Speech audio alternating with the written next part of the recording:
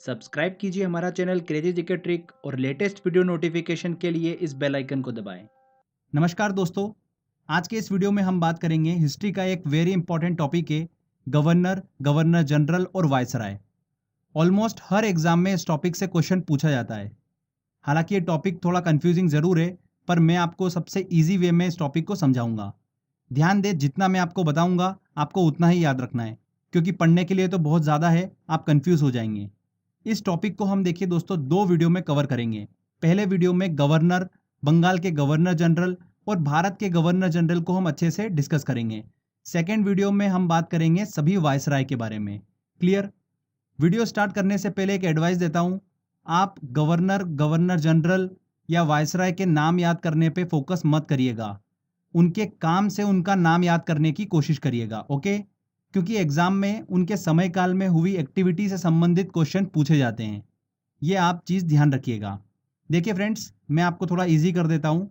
किन किन गवर्नर, बंगाल के गवर्नर जनरल या भारत के गवर्नर जनरल पर आपको सबसे ज़्यादा फोकस करना है, मैं आपको नाम बता देता हूँ। Robert Clive, Warren Hasting, Cornwallis, Wellesley, Lord Hastings, William Bentinck, Metcalfe, Dalhousie और कैनिंग। इन नामों पर आपको सबसे ज़्यादा फोकस करना है। ठीक है? इनके समय काल में हुई एक्टिविटी आपको अच्छे से समझना है। देखिए फ्रेंड्स, पहली पहली बार अगर आप इस टॉपिक को पढ़ रहे हो तो थोड़ा आपके लिए डिफिकल्ट जरूर होगा, पर इस लेक्चर को आप अगर 3 से 4 बार अच्छे से देख लेंगे और क्वेश्चन आंसर टेस्ट की प्रैक्टिस कर लेंगे तो आपके लिए टॉपिक बहुत ही ईजी हो जाएगा। देखिए, स्टोरी स्टार्ट होती है 1600 ईस्वी से। अंग्रेजों ने भारत के साथ व्यापार करने के उद्देश्य से ईस्ट इंडिया कंपनी की स्थापना करी थी। कब करी थी? 1600 ईस्वी में। और उस समय दिल्ली पर मुगल बादशाह जहांगीर का शासनकाल हुआ करता था। ब्रिटिश ईस्ट इंडिया कंपनी ने भारत में व्यापार करने के लिए जहांगीर से अनुमति मांगी और जहांगीर ने उनको अनुमति दे दी और अंग्रेजों ने भारत में व्यापार करना क्या कर दिया? शुरू कर दिया। आगे चलकर 1757 में ब्रिटिश लोगों ने बंगाल पर आक्रमण किया, जो कि आप सभी को पता ही है, प्लासी के युद्ध के नाम से जाना जाता है वो युद्ध। इस तरह से अंग्रेजों ने अपना शासन क्या करा? बंगाल पर भी स्थापित कर लिया। ये युद्ध ब्रिटिश सरकार ने रॉबर्ट क्लाइव के नेतृत्व में लड़ा था, इसलिए ब्रिटिश ईस्ट इंडिया कंपनी के भारत में संचालन करने हेतु बंगाल का पहला गवर्नर किसको बना दिया? रॉबर्ट क्लाइव को बना दिया। तो भारत में नियुक्त होने वाला बंगाल का पहला गवर्नर कौन बना दोस्तों? रॉबर्ट क्लाइव बना। वर्ड को ध्यान से समझिएगा, मैंने बोला है बंगाल का पहला गवर्नर। ओके? कौन था? रॉबर्ट क्लाइव था। तो चलिए, डिटेल में स्टडी करने से पहले एक मैं आपको ओवरव्यू दे देता हूं कि किस तरीके से हम लेक्चर को आगे समझेंगे। 1757 से लेकर 1772 तक ब्रिटिश सरकार का जो सर्वोच्च पद हुआ करता था वो बंगाल के गवर्नर के नाम से जाना जाता था। आगे चलकर 1773 में रेगुलेटिंग एक्ट आया। उसके बाद से ब्रिटिश सरकार का सर्वोच्च पद बंगाल के गवर्नर जनरल के नाम से जाने लगा था 1773 के बाद से। इसके बाद 1833 में चार्टर्ड एक्ट आया। ब्रिटिश सरकार का सर्वोच्च पद जो था बंगाल के गवर्नर जनरल की बजाय भारत के गवर्नर जनरल के नाम से जाने लगा। तो फ्रेंड्स ध्यान रखिएगा। फिर आगे चलकर 1858 से इसे बदलकर वायसराय कर दिया गया और जब भारत 1947 में आज़ाद हुआ उसके बाद से वायसराय की पदवी को हटा दिया गया और उसके स्थान पर फिर से गवर्नर जनरल के पद को अपनाया गया था, जब तक कि भारत का संविधान लागू हुआ। तो फ्रेंड्स, ये मैंने आपको एक ओवरव्यू दिया है, इसलिए बताया मैंने आपको कि हम आगे किस तरीके से स्टडी करेंगे, आपके लिए बहुत ईजी हो जाएगा। तो चलिए एक एक करके हम सभी जितने भी इंपॉर्टेंट पॉइंट्स हैं उन सभी को डिस्कस करेंगे समय काल के अकॉर्डिंग। तो सबसे पहले मैंने आपको बताया था बंगाल का पहला गवर्नर कौन बना था? रॉबर्ट क्लाइव बना था। तो उसी के समय काल से हम स्टार्ट करते हैं। रॉबर्ट क्लाइव ने अपने शासनकाल के दौरान द्वैत शासन मतलब डायआर्की व्यवस्था को लागू किया था। द्वैत शासन क्या होता है? देखिए, जब किसी भी स्थान पर शासन व्यवस्था जो होती है वो दो शासक के हाथों में हो तो उसे क्या बोलते हैं? डायआर्की व्यवस्था या फिर द्वैत शासन कहा जाता है। भारत इसका सबसे अच्छा एग्जाम्पल है। देखिए, भारत में शासन व्यवस्था दो हाथों में है, केंद्र सरकार और राज्य सरकार। भारत के हित के विषय केंद्र सरकार के पास में, जैसे ट्रांसपोर्ट, करेंसी, ये सारे विषय जो होते हैं वो केंद्र सरकार के अंतर्गत आते हैं। स्वास्थ्य, पुलिस, शिक्षा, ये सभी विषय जो है ये राज्य सरकार के अधीन आते हैं। तो भारत में डायआर्की सिस्टम है। तो रॉबर्ट क्लाइव ने भी इसी सिस्टम को लागू किया था।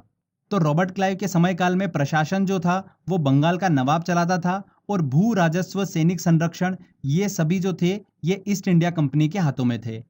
आगे चलकर देखिए रॉबर्ट क्लाइव के बाद में वेरेल्स्ट अगले गवर्नर बने, उसके बाद कर्टियर और उसके बाद 1772 में वॉरेन हेस्टिंग बंगाल के गवर्नर बने। तो हमको वॉरेन हेस्टिंग का समयकाल अच्छे से समझना है। देखिए बहुत ही इंपॉर्टेंट है, क्वेश्चन बनता है यहाँ से, ध्यान रखिएगा। इसके समयकाल में 1773 में रेगुलेटिंग एक्ट आया। इसी एक्ट के तहत बंगाल के गवर्नर का नाम बदलकर क्या रख दिया गया, बंगाल के गवर्नर जनरल रख दिया गया। क्लियर? तो ध्यान रखिएगा वॉरेन हेस्टिंग जो था वो आखिरी बंगाल का गवर्नर और पहला बंगाल का गवर्नर जनरल बना था। कौन? Warren Hasting. रेगुलेटिंग एक्ट क्या था, देखिए मैं आपको सिंपल लैंग्वेज में बता देता हूं। इसका मेन उद्देश्य ये था कि ईस्ट इंडिया कंपनी जो भारत में कार्य कर रही थी उसके कार्यों को नियंत्रित करना, संसदीय प्रणाली को स्थापित करना और राजनीतिक कार्यों को मान्यता देना, यह रेगुलेटिंग एक्ट का मेन उद्देश्य था। साथ ही इसी एक्ट के तहत 1774 में कलकत्ता में सबसे पहले सुप्रीम कोर्ट की स्थापना की गई थी।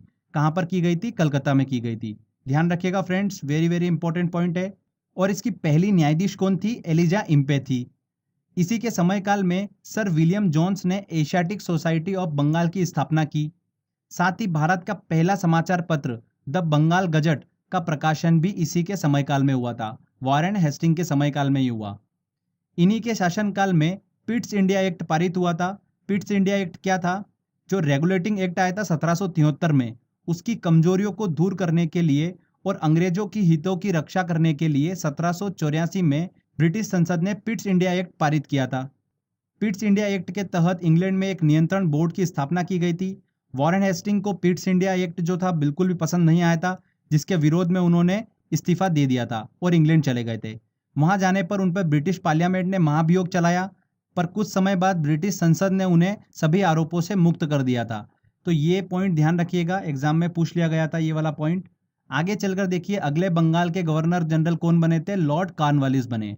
इनका भी समयकाल बहुत ही इंपॉर्टेंट है, चलिए हम अच्छे से डिस्कस करते हैं। लॉर्ड कॉर्नवालिस की बात करते हैं तो भारत में सिविल सेवा और पुलिस का जनक किसे कहा जाता है? लॉर्ड कॉर्नवालिस को ही कहा जाता है। इसने अपने समयकाल में 3 प्रमुख काम करे थे। चलिए हम डिस्कस कर लेते हैं। पहला आता है सिविल सेवा। लॉर्ड कॉर्नवालिस ने ही सिविल सेवा की नींव रखी थी, इसीलिए लॉर्ड कॉर्नवालिस को भारत में सिविल सेवा का जनक कहा जाता है। सिविल सेवा के अधीन उच्च पदों की नियुक्ति कौन करता था? कंपनी के कानून के द्वारा की जाती थी। एक इंपॉर्टेंट चीज ध्यान रखिएगा, सिविल सेवा के अधीन उच्च पदों की नियुक्ति हेतु प्रतियोगिता परीक्षा की शुरुआत जो हुई थी वो आगे चलकर मैं आपको बताऊंगा लॉर्ड डलहौजी के समयकाल में हुई थी। ये एग्जाम में क्वेश्चन पूछ लेते हैं, तो दोनों में कंफ्यूज मत होइएगा। सिविल सेवा का जनक किसे कहा जाता है? लॉर्ड कॉर्नवालिस को कहा जाता है।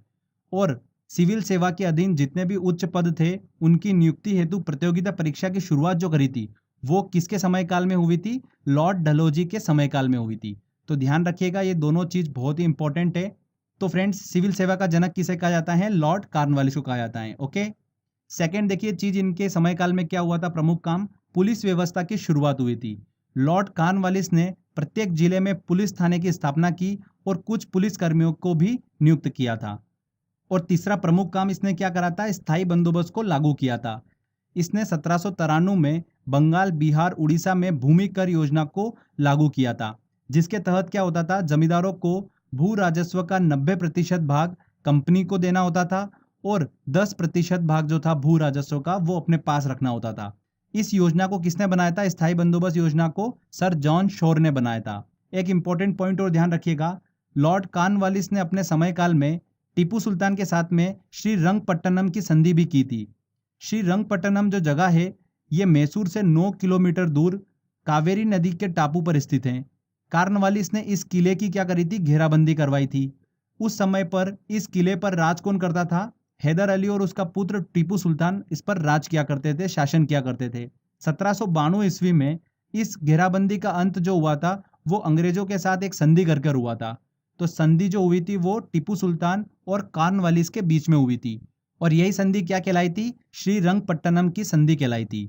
तो ध्यान रखिएगा श्रीरंगपट्टनम की संधि जो थी वो लॉर्ड कॉर्नवालिस के समयकाल में हुई थी।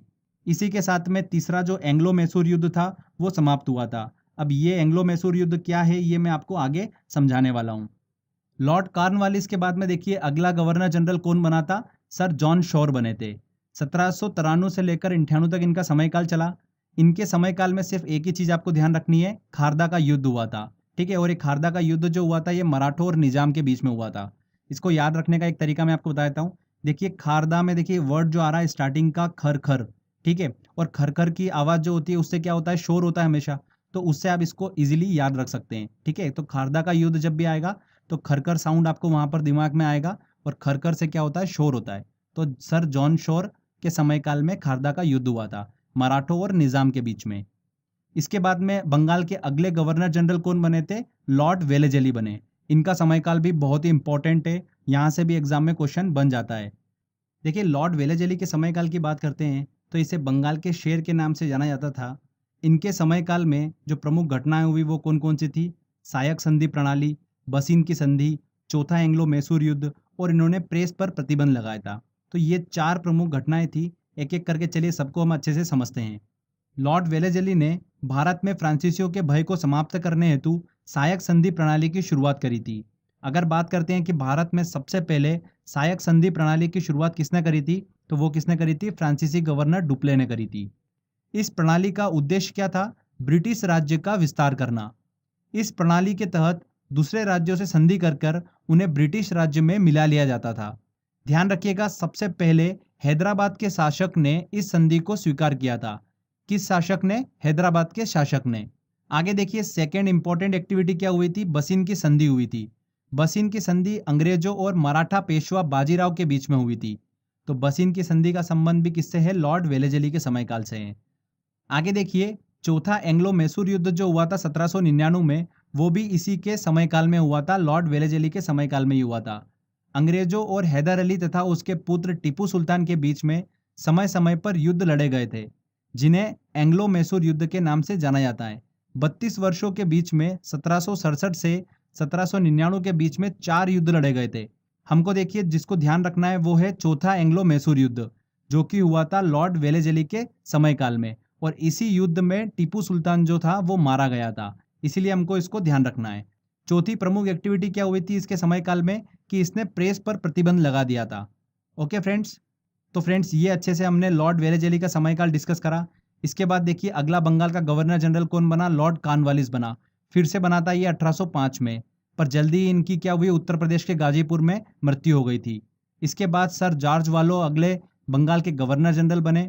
उनके समयकाल की देखिए एक प्रमुख घटना आप ध्यान रखिएगा, वेल्लोर का सिपाही विद्रोह जो हुआ था वो सर जॉर्ज वार्लो के समयकाल में ही हुआ था। इसके बाद में अगले बंगाल के गवर्नर जनरल कौन बने, लॉर्ड मिंटो। इनके शासनकाल की एक ही प्रमुख घटना है, अमृतसर की संधि। बस ध्यान रखिएगा आप, ज़्यादा आपको डेप्थ में जाने की जरूरत नहीं है। लॉर्ड मिंटो के बाद में देखिए आगे चलकर बंगाल के गवर्नर जनरल कौन बने, लॉर्ड हेस्टिंग बने। इनका समयकाल काफ़ी इंपॉर्टेंट है, क्योंकि इनके समयकाल के दौरान ही मद्रास के जो तत्कालीन गवर्नर थे टॉमस मुनरो, उन्होंने रैयतबाड़ी व्यवस्था को लागू किया था। तो वहां से एसएससी में 2 से 3 बार क्वेश्चन पूछा जा चुका है, हमको उसको अच्छे से समझना होगा। देखिए जब लॉर्ड हेस्टिंग बंगाल के गवर्नर जनरल थे, उसी समय पर मद्रास के तत्कालीन गवर्नर कौन थे, टॉमस मुनरो थे। टॉमस मुनरो ने 1820 में मद्रास में रैयतबाड़ी व्यवस्था को लागू किया था। इसके बाद में बंबई के गवर्नर ने भी रैयतबाड़ी व्यवस्था को लागू किया था। तो रैयतबाड़ी व्यवस्था क्या थी ये हम अच्छे से समझ लेते हैं। जैसा कि मैंने आपको पहले बताया था कि लॉर्ड कॉर्नवालिस ने स्थायी बंदोबस्त को शुरू किया था। स्थायी बंदोबस्त में क्या होता था, किसान और सरकार के भूमि कर के बीच में जमींदारों का रोल हुआ करता था। जमींदार बीच में लगान की लूटबाजी करने लगे थे, जिसके कारण सरकार का राजस्व जो था वो नहीं बढ़ पा रहा था। तब ब्रिटिश सरकार ने इसकी कमियों को दूर करने के लिए एक नई योजना बनाई थी, जिसका नाम क्या था, रैयतबाड़ी व्यवस्था। इस व्यवस्था के अंतर्गत जमींदारों का रोल खत्म कर दिया गया और किसान को ही सीधे भूमि का मालिकाना हक दे दिया। अब किसानों को लगान सीधे ब्रिटिश सरकार को देना होता था।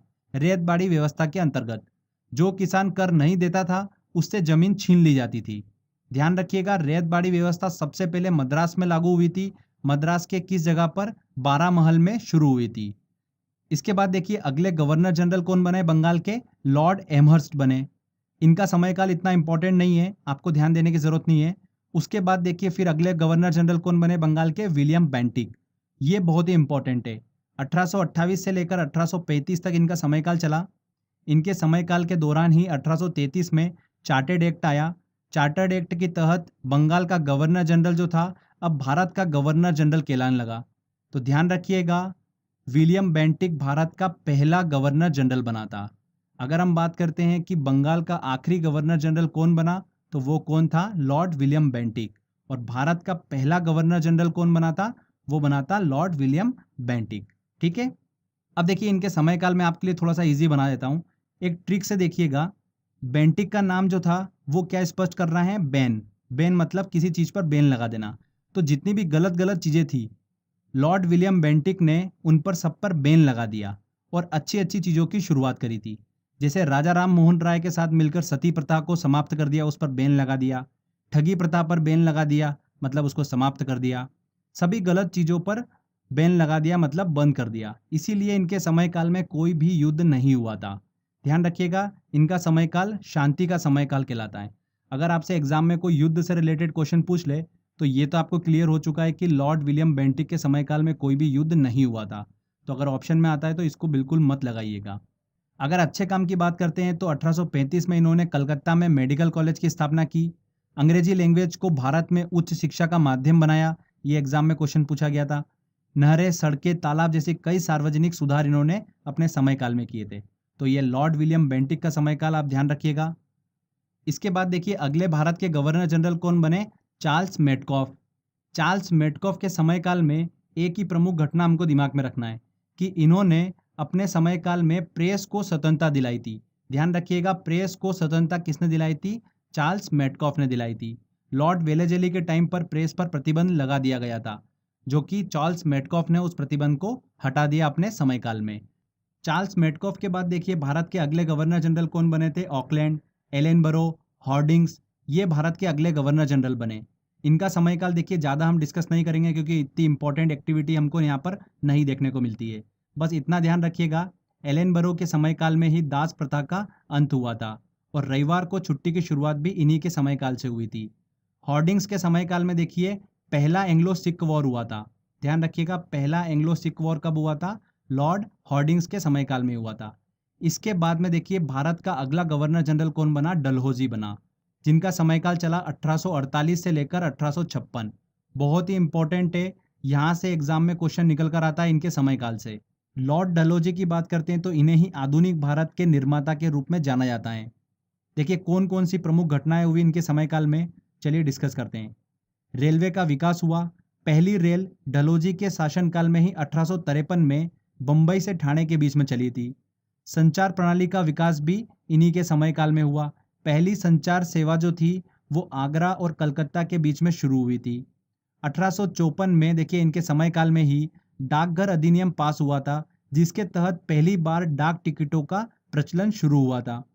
आगे देखिए सिविल सेवा के अधीन पदों की नियुक्ति जो होती थी पहले, वो कंपनी के कानून के द्वारा होती थी, पर डलहौजी ने इस सिस्टम को चेंज कर दिया और सिविल सेवा के अधीन पदों की नियुक्ति हेतु प्रतियोगिता परीक्षा की शुरुआत करी थी इन्होंने। ध्यान रखिएगा, लॉर्ड डलहौजी ने ही प्रतियोगिता परीक्षा की शुरुआत करी थी। पहले भारतीय आईएएस की बात करते हैं तो कौन बने थे? सत्येंद्र नाथ टैगोर बने थे। 1863 में पहले भारतीय आईएएस बने थे सत्येंद्र नाथ टैगोर। लॉर्ड डलहौजी ने अपने शासनकाल में व्यपगत का सिद्धांत, जिसे बोल सकते हैं हम कि हड़प्पा नीति, उसकी शुरुआत करी थी, जिसे इंग्लिश में क्या बोला जाता है? Doctrine of lapse. Very very important है, यहाँ से एग्जाम में क्वेश्चन पूछा गया था। लॉर्ड डलहौजी ने इस नीति को ब्रिटिश साम्राज्य का विस्तार करने के उद्देश्य से लागू किया था। इस नीति में देखिए क्या होता था, वे राज्य जिनका कोई भी उत्तराधिकारी नहीं है, ठीक है, उनसे शासन जो था वो छीन कर ब्रिटिश राज्य में मिला लिया जाता था। हड़प नीति के तहत ब्रिटिश राज्य में विलय होने वाला पहला राज्य जो था वो कौन सा था? सतारा था। ध्यान रखिएगा, सतारा पहला राज्य था जो हड़प नीति मतलब व्यपगत का सिद्धांत डॉक्ट्रिन ऑफ लैप्स के तहत ब्रिटिश राज्य में मिलाया गया था। आगे चलकर जयपुर, संबलपुर, उदयपुर, झांसी, इन राज्यों को हड़प नीति के तहत ब्रिटिश राज्य में मिला लिया गया। तो ये लॉर्ड डलहौजी का शासनकाल हमने अच्छे से डिस्कस करा। वेरी वेरी इंपॉर्टेंट पॉइंट है, रेलवे का विकास, संचार प्रणाली का विकास, डाकघर अधिनियम, सिविल सेवा के अधीन पदों की नियुक्ति हेतु प्रतियोगिता परीक्षा की शुरुआत करी और हड़प नीति मतलब व्यपगत का सिद्धांत लागू करा था। ये इंपॉर्टेंट हाईलाइटेड पॉइंट है लॉर्ड डलहौजी के समयकाल के। ओके, इसके बाद देखिए लॉर्ड डलहौजी के बाद अगला भारत का गवर्नर जनरल कौन बना? लॉर्ड कैनिंग बना। इन्हीं के शासनकाल में 1857 का विद्रोह हुआ था और इसी विद्रोह के बाद भारत का शासन जो था वो ईस्ट इंडिया कंपनी के हाथों से लेकर ब्रिटिश सरकार के हाथों में दे दिया गया था और कैनिंग को भारत का पहला वायसराय बनाया गया। ध्यान रखिएगा, ईस्ट इंडिया कंपनी द्वारा नियुक्त भारत का आखिरी गवर्नर जनरल कौन था? लॉर्ड कैनिंग था। और पहला वायसराय कौन बना? लॉर्ड कैनिंग बना। देखिए फ्रेंड्स, जो वायसराय वाला भाग है ये हम पार्ट 2 में डिस्कस करेंगे। इस लेक्चर में देखिए पार्ट 1 में हमने क्या क्या डिस्कस करा, बंगाल के गवर्नर जनरल और भारत के गवर्नर जनरल, इन तीनों सेक्शन को हमने अच्छे से डिस्कस करा है। बहुत ही ईजी लैंग्वेज में मैंने आपको बताया है। आई होप आपको अच्छे से समझ में आया होगा। चलिए फ्रेंड्स, अब बारी है टेस्ट लगाने की। अच्छे से आपने इस थ्योरी को देखा होगा तो क्वेश्चंस आप बड़ी आसानी से लगा पाएंगे। जो भी प्रीवियस ईयर एग्जाम में क्वेश्चन पूछे गए हैं वो सारे क्वेश्चन हम इस टेस्ट में सॉल्व करते हैं। चलिए टेस्ट की ओर चलते हैं। देखिए दोस्तों, पहला क्वेश्चन है, भारत में राजस्व एकत्रित करने के लिए स्थायी प्रणाली की शुरुआत किसने की थी? स्थायी बंदोबस्त, स्थायी प्रणाली की शुरुआत किसने करी थी? लॉर्ड कॉर्नवालिस ने करी थी। B answer. ब्रिटिश शासन के दौरान मद्रास में रैयतबाड़ी प्रणाली की शुरुआत करने वाला कौन था? मद्रास में रैयतबाड़ी प्रणाली की शुरुआत किसने करी थी? थॉमस मुनरो ने करी थी। और सबसे पहले रैयतबाड़ी प्रणाली की शुरुआत भी मद्रास में ही हुई थी। ओके, यहाँ पर सी आंसर सही होगा। बंगाल का पहला गवर्नर जनरल था, बंगाल का पहला गवर्नर जनरल कौन बना था? वॉरेन हेस्टिंग बना था। चलिए अगला क्वेश्चन लेते हैं। किस भारतीय राज्य पर कब्जा करने के लिए राज्य हड़प नीति को नहीं अपनाया गया? देखिए फ्रेंड्स, सतारा बिल्कुल हड़प नीति के तहत इसको ब्रिटिश साम्राज्य में मिलाया था। उदयपुर, झांसी, इन तीनों को हड़प नीति के थ्रू ब्रिटिश साम्राज्य में मिलाया गया था। पर पंजाब को देखिए हड़प नीति के द्वारा ब्रिटिश साम्राज्य में नहीं मिलाया गया था। मैंने आपको बताया था एंग्लो सिख वॉर हुआ था, तो पंजाब को सेकेंड एंग्लो सिख वॉर के बाद में ब्रिटिश साम्राज्य में मिला लिया गया था। तो यहाँ पर डी आंसर बिल्कुल सही होगा। ईस्ट इंडिया कंपनी का अंतिम गवर्नर जनरल और क्राउन के अधीन पहला वायसराय कौन था? कौन बना था? लॉर्ड कैनिंग बने थे। एक खुली प्रतियोगिता परीक्षा के माध्यम से इंडियन सिविल सर्विस में भारतीयों के प्रवेश को निम्नलिखित में से किसने संभव बनाया था? किसने बनाया था? लॉर्ड डलहौजी ने। लॉर्ड डलहौजी ने ही सिविल सर्विस में उच्च पदों की नियुक्ति हेतु प्रतियोगिता परीक्षा की शुरुआत करी थी। लॉर्ड डलहौजी ने। भारतीय सिविल सेवा में चुने जाने वाले पहले भारतीय कौन थे?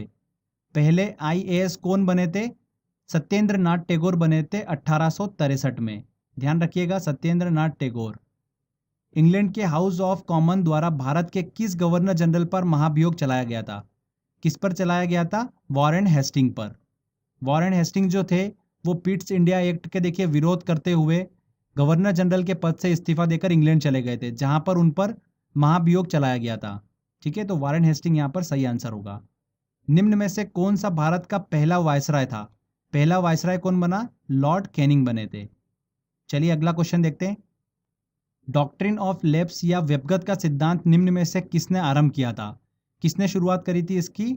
लॉर्ड डलहौजी ने इसकी शुरुआत करी थी। भारत में पहली बार सन 1853 में किस स्थान से रेल यात्रा प्रारंभ की गई थी? किस स्थान से शुरू हुई थी रेल यात्रा? बंबई से। बंबई से ठाणे के बीच में चली थी पहली रेल। पिट्स इंडिया एक्ट के अंतर्गत निम्न में से किसे स्थापित किया गया था? किसे स्थापित किया गया था? नियंत्रण बोर्ड को स्थापित किया गया था इंग्लैंड में। बी आंसर यहाँ पर सही होगा। कलकत्ता में उच्चतम न्यायालय की स्थापना किसके द्वारा की गई थी? देखिए, कलकत्ता में उच्चतम न्यायालय की स्थापना 1773 रेगुलेटिंग एक्ट के तहत की गई थी। और कब की गई थी? 1774 में। ओके, यहाँ पर बी आंसर। निम्न में से कौन बंगाल का पहला गवर्नर था? बंगाल का पहला गवर्नर कौन बना था? रॉबर्ट क्लाइव बना था। शब्दों पर ध्यान दीजिएगा, यहाँ पर पहला गवर्नर जनरल नहीं पूछा है ना, पहला गवर्नर पूछा है। 1773 रेगुलेटिंग एक्ट के तहत भारत में पहले उच्चतम न्यायालय सुप्रीम कोर्ट की स्थापना 1774 में कहाँ की गई थी? कहाँ पर की गई थी दोस्तों? कलकत्ता में की गई थी। एशियाटिक सोसाइटी ऑफ बंगाल की स्थापना निम्न में से किस बंगाल के गवर्नर जनरल के समयकाल में हुई थी? किस बंगाल के गवर्नर जनरल के समयकाल में हुई थी? वॉरेन हेस्टिंग के समयकाल में हुई थी। निम्न में से किसे सिविल सेवा का जनक कहा जाता है? सिविल सेवा का जनक किसे कहा जाता है? लॉर्ड कॉर्नवालिस को कहा जाता है। खारदा का युद्ध निम्न में से किसके समयकाल में हुआ था? देखिए, खरखर की आवाज मतलब शोर होना, मतलब सर जान शोर। सी आंसर यहाँ पर सही होगा। रैयतबाड़ी व्यवस्था सबसे पहले कहाँ पर शुरू हुई थी? रैयतबाड़ी व्यवस्था सबसे पहले कहाँ पर शुरू हुई थी? मद्रास में शुरू हुई थी। निम्न में से किस भारत के गवर्नर जनरल ने राजा राम मोहन राय के साथ मिलकर सती प्रथा का अंत किया था? किसने करा था? देखिए, सती प्रथा पर बैन लगाना। ठीक है, ठगी प्रथा पर बैन लगाना, मतलब बैन वर्ड आपको समझ में आ रहा होगा। तो देखिए यहाँ पर बेंटिक, बेंटिक साउंड आ रहा है ना, तो Lord William Bentinck, C answer यहाँ पर सही होगा। निम्न में से किसने अंग्रेजी को भारत में उच्च शिक्षा का माध्यम बनाया? किसने बनाया था? लॉर्ड विलियम बेंटिक ने, सी आंसर। किस भारत के गवर्नर जनरल ने प्रेस को स्वतंत्रता दिलाई थी? देखिए प्रेस को स्वतंत्रता किसने दिलाई थी? मेटकॉफ ने दिलाई थी। चार्ल्स मेटकॉफ ने प्रेस को स्वतंत्रता दिलाई थी। टीपू सुल्तान चौथे एंग्लो मैसूर युद्ध में मारा गया, यह युद्ध किस बंगाल के गवर्नर जनरल के समयकाल में हुआ था? चौथा एंग्लो मैसूर युद्ध देखिए किसके समयकाल में हुआ था? लॉर्ड वेलेजली के समयकाल में हुआ था। वेरी वेरी इंपॉर्टेंट क्वेश्चन है ये। निम्न में से कौन 1857 के विद्रोह के समय भारत के गवर्नर जनरल के रूप में कार्यरत थे? कौन कार्यरत थे? Lord Canning. लॉर्ड कैनिंग के समयकाल में ही 1857 का विद्रोह हुआ था। हड़प्पा नीति डॉक्ट्रिन ऑफ लैप्स के तहत ब्रिटिश राज्य में विलय होने वाला पहला राज्य कौन सा था? पहला राज्य कौन सा था? सतारा। निम्न में से किस भारत के गवर्नर जनरल के शासनकाल में रेलवे और संचार प्रणाली की शुरुआत हुई थी? किसके शासनकाल में हुई थी? लॉर्ड डलहौजी के शासनकाल में। लॉर्ड वेलेजली के द्वारा शुरू सहायक संधि प्रणाली को निम्न में से किस स्थान के शासक ने सबसे पहले स्वीकारा था? किस स्थान के शासक ने? हैदराबाद के शासक ने सबसे पहले सहायक संधि प्रणाली को स्वीकारा था। श्रीरंगपट्टनम की संधि टीपू सुल्तान और किसके बीच में हुई थी? श्रीरंगपट्टनम की संधि जो थी वो टीपू सुल्तान और कॉर्नवालिस के बीच में हुई थी, बी आंसर। निम्न में से किसे आधुनिक भारत के निर्माता के रूप में जाना जाता है? किसे जाना जाता है आधुनिक भारत के निर्माता के रूप में? लॉर्ड डलहौजी को, डी आंसर यहाँ पर सही होगा। तो फ्रेंड्स देखिए यहाँ पर हमारा ये पहला पार्ट कंप्लीट होता है। आई होप आपने सारे अच्छे से क्वेश्चन सॉल्व कर लिए होंगे।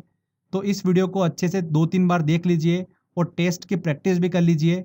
टेस्ट लगाने के लिए जो लिंक है वो मैंने डिस्क्रिप्शन बॉक्स में दे रखी है, आप वहाँ से टेस्ट लगा सकते हैं। साथ ही फेसबुक पेज पे भी आपको टेस्ट का लिंक मिल जाएगा। तो अच्छे से प्रैक्टिस करिए। ये हमारा पहला पार्ट कंप्लीट होता है जिसमें बंगाल के गवर्नर, बंगाल के गवर्नर जनरल, भारत के गवर्नर जनरल को हमने अच्छे से डिस्कस कराएं। इसके पार्ट 2 में हम डिस्कस करेंगे भारत के सभी वायसराय को। तो मेहनत करते रहिए, सफलता आपको ज़रूर मिलेगी।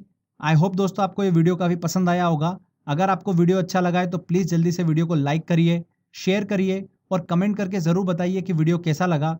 अगर आपने अभी तक चैनल को सब्सक्राइब नहीं करा है तो सब्सक्राइब भी कर लीजिए, क्योंकि इस तरीके की जब भी वीडियो मैं अपलोड करूँगा आपको उसका बेनिफिट मिलता रहेगा। तो फ्रेंड्स मिलते हैं अगले वीडियो में। जय हिंद, जय भारत।